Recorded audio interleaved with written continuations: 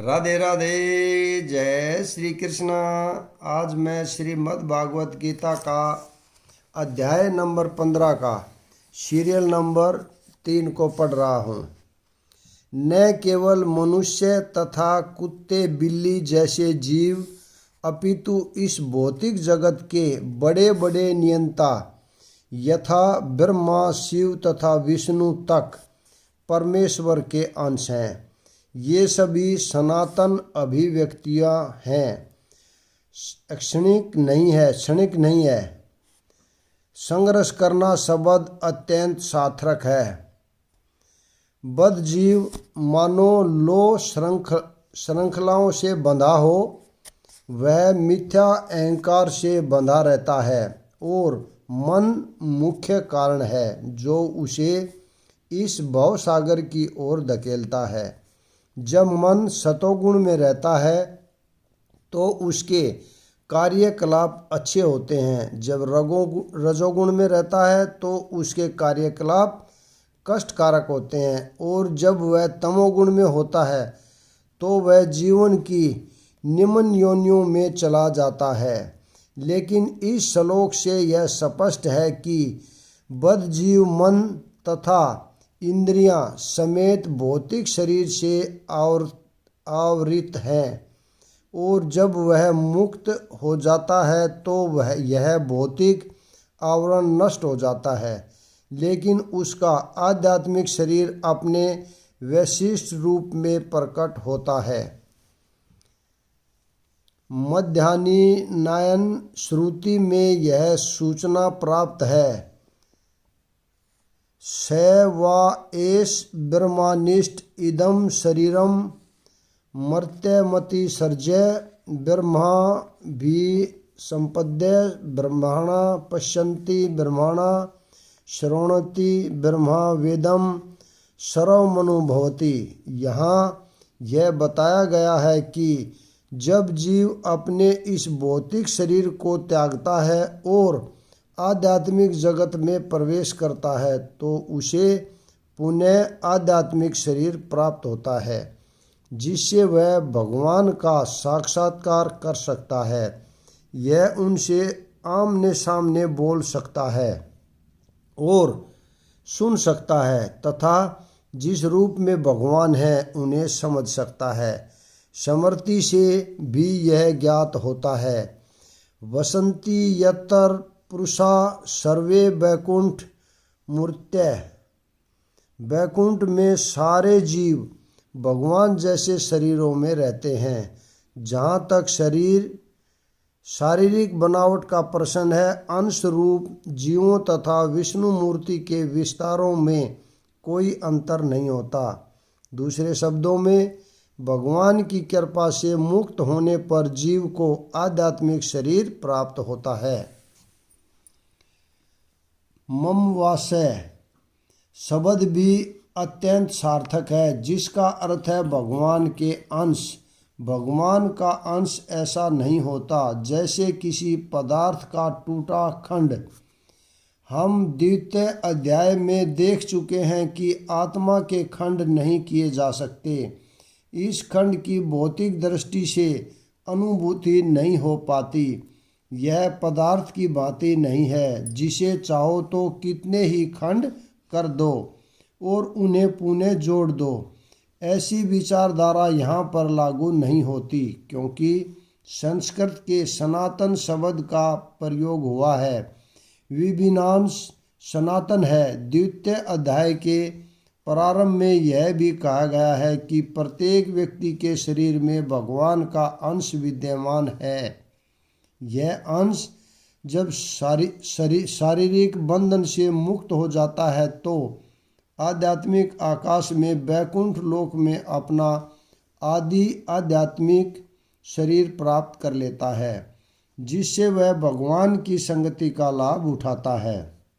किंतु ऐसा समझा जाता है कि जीव भगवान का अंश होने के कारण गुणात्मक दृष्टि से भगवान के ही समान है। जिस प्रकार श्रवण के अंश भी श्रवण होते हैं।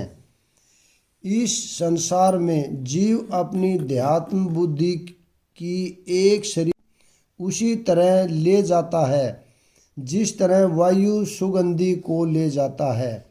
इस प्रकार वह एक शरीर धारण करता है और फिर इसे त्याग कर दूसरा शरीर धारण करता है। तात्पर्य, यहाँ पर जीव को ईश्वर अर्थात अपने शरीर का नियामक कहा गया है। यदि वह चाहे तो अपने शरीर को त्याग कर उच्चतर योनि में जा सकता है और चाहे तो निम्न योनि में जा सकता है। इस विषय में उसे थोड़ी स्वतंत्रता प्राप्त है। शरीर में जो परिवर्तन होता है वह उस पर निर्भर करता है। मृत्यु के समय वह जैसी चेतना बनाए रखता है वही उसे दूसरे शरीर तक ले जाती है। यदि वह कुत्ते या बिल्ली जैसी चेतना बनाता है तो उसे कुत्ते या बिल्ली का शरीर प्राप्त होता है। यदि वह अपनी चेतना दैवी गुणों में स्थित करता है तो उसे देवता का स्वरूप प्राप्त होता है। और यदि वह कृष्ण भावनामृत में होता है तो वह आध्यात्मिक जगत में कृष्ण लोक को जाता है जहाँ उसका सानिध्य कृष्ण से होता है। यह दावा मिथ्या है कि इस शरीर के नाश होने पर सब कुछ समाप्त हो जाता है। आत्मा एक शरीर से दूसरे शरीर में ध्यानांतरण करता है और वर्तमान शरीर तथा वर्तमान कार्यकलाप ही अगले शरीर का आधार बनते हैं। कर्म के अनुसार भिन्न शरीर प्राप्त होता है और समय आने पर यह शरीर त्यागना होता है। यहाँ तक कहा गया है कि सूक्ष्म शरीर जो अगले शरीर का बीज वहन करता है अगले जीवन में उस दूसरा शरीर निर्माण करता है। एक शरीर से दूसरे शरीर में देहांतरण की प्रक्रिया तथा शरीर में रहते हुए संघर्ष करने की कृष्टि अर्थात जीवन संघर्ष कहते हैं।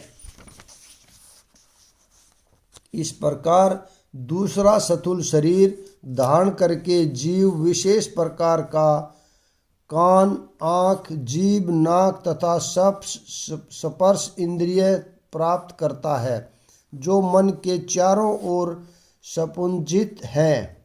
इस प्रकार वह इंद्रिय विषयों के एक विशिष्ट समुच्चय का भोग करता है।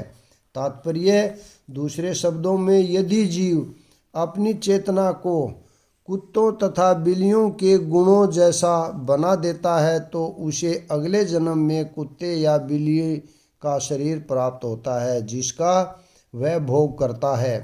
चेतना मूलतः जल के समान विमल होती है, लेकिन यदि हम जल में रंग मिला देते हैं तो उसका रंग बदल जाता है। इसी प्रकार से चेतना भी शुद्ध है क्योंकि आत्मा शुद्ध है, लेकिन भौतिक गुणों की संगति के अनुसार चेतना बदलती जाती है। वास्तविक चेतना तो कृष्ण भावनामृत है। अतः जब कोई कृष्ण भावनामृत में स्थित होता है तो वह शुद्धतर जीवन बिताता है, लेकिन यदि उसकी चेतना किसी भौतिक प्रवृत्ति से मिश्रित हो जाती है तो अगले जीवन में उसे वैसा ही शरीर मिलता है। यह आवश्यक नहीं है कि उसे पुनः मनुष्य शरीर प्राप्त हो। वह कुत्ता, बिल्ली, सूकर, देवता या 84 लाख योनियों में से कोई भी रूप प्राप्त कर सकता है। मूर्ख न तो समझ पाते हैं कि जीव किस प्रकार अपना शरीर त्याग सकता है, न ही वे यह समझ पाते कि प्रकृति के गुणों के अधीन वह किस तरह के शरीर का भोग करता है। लेकिन जिसकी आंखें ज्ञान में प्रशिक्षित होती हैं वह यह सब देख सकता है। तात्पर्य, ज्ञान चक्षु शब्द अत्यंत महत्वपूर्ण है। बिना ज्ञान के कोई न तो यह समझ पा सकता है कि जीव इस शरीर को किस प्रकार त्यागता है, न ही यह कि वह अगले जीवन में कैसा शरीर धारण करने जा रहा है, अथवा यह कि वह विशेष प्रकार के शरीर में क्यों रह रहा है। इसके लिए पर्याप्त ज्ञान की जिसे प्रामाणिक गुरु से भगवत गीता तथा अन्य ऐसे ही ग्रंथों को सुनकर समझा जा सकता है। जो इन बातों को समझने के लिए प्रशिक्षित हैं वह भाग्यशाली हैं। प्रत्येक जीव किन्हीं परिस्थितियों में शरीर त्यागता है, जीवित रहता है और प्रकृति के अधीन होकर भोग करता है। फलस्वरूप वह इंद्रिय भोग में के भ्रम में नाना प्रकार के सुख दुख सहता रहता है। ऐसे व्यक्ति जो काम तथा इच्छा के कारण निरंतर मूर्ख बनते रहते हैं, अपने शरीर परिवर्तन तथा विशेष शरीर में अपने वास को समझने की सारी शक्ति खो बैठते हैं। वे इसे नहीं समझ सकते, किंतु जिन्हें आध्यात्मिक ज्ञान हो चुका है वे देखते हैं कि आत्मा शरीर से भिन्न है और यह अपना शरीर बदलकर विभिन्न प्रकार से भोगता रहता है। ऐसे ज्ञान से मुक्त व्यक्ति समझ सकता है कि इसे संसार में बद्ध जीव किस प्रकार कष्ट भोग रहे हैं। अतएव जो लोग कृष्ण भावनामृत में अत्यधिक आगे बढ़े हुए हैं वे इस ज्ञान को सामान्य लोगों तक पहुंचाने में प्रयत्नशील रहते हैं, क्योंकि उनका बद्ध जीवन अत्यंत कष्टप्रद रहता है। उन्हें इसमें से निकलकर कृष्ण भावना भावित होकर आध्यात्मिक लोक में जाने के लिए अपने को मुक्त करना चाहिए। आत्म साक्षात्कार को प्राप्त प्रयत्नशील योगी जन यह सब स्पष्ट रूप से देख सकते हैं, लेकिन जिनके मन विकसित नहीं है और जो आत्म साक्षात्कार को प्राप्त नहीं है वे प्रयत्न करके भी यह नहीं देख पाते कि क्या हो रहा है। तात्पर्य, अनेक योगी आत्म साक्षात्कार के पथ पर होते हैं, लेकिन जो आत्म साक्षात्कार को प्राप्त नहीं है वह यह नहीं देख पाता कि जीव के शरीर में कैसे कैसे प्रयत्न हो रहे हैं। इस प्रसंग में योगिन शब्द महत्वपूर्ण है। आजकल ऐसे अनेक तथाकथित योगी हैं और योगियों के तथाकथित संगठन हैं, लेकिन आत्म साक्षात्कार के मामले में वे शून्य हैं। वे केवल कुछ आसनों में व्यस्त रहते हैं और यदि उनका शरीर सुगठित तथा स्वस्थ हो गया है तो वे संतुष्ट हो जाते हैं। उन्हें इसके अतिरिक्त कोई जानकारी नहीं रहती। ये यतन तो कृपा कर्ता तमाने कहलाते हैं। यद्यपि वे तथाकथित योगपति का प्रयास करते हैं, लेकिन वे स्वरूप प्रसिद्ध नहीं हो पाते। ऐसे व्यक्ति आत्मा के देहांतरण को नहीं समझ सकते। केवल वे ही ये सभी बातें समझ पाते हैं जो सचमुच योगपत्ति में रहते हैं और जिन्हें आत्मा जगत तथा परमेश्वर की अनुभूति हो चुकी है। दूसरे शब्दों में जो भक्ति योगी है वे ही समझ सकते हैं कि किस प्रकार ये सब कुछ घटित होता है। यहाँ पर मैं विराम देता हूँ। अगला भाग कल पढ़ेंगे। राधे राधे। जय श्री कृष्णा।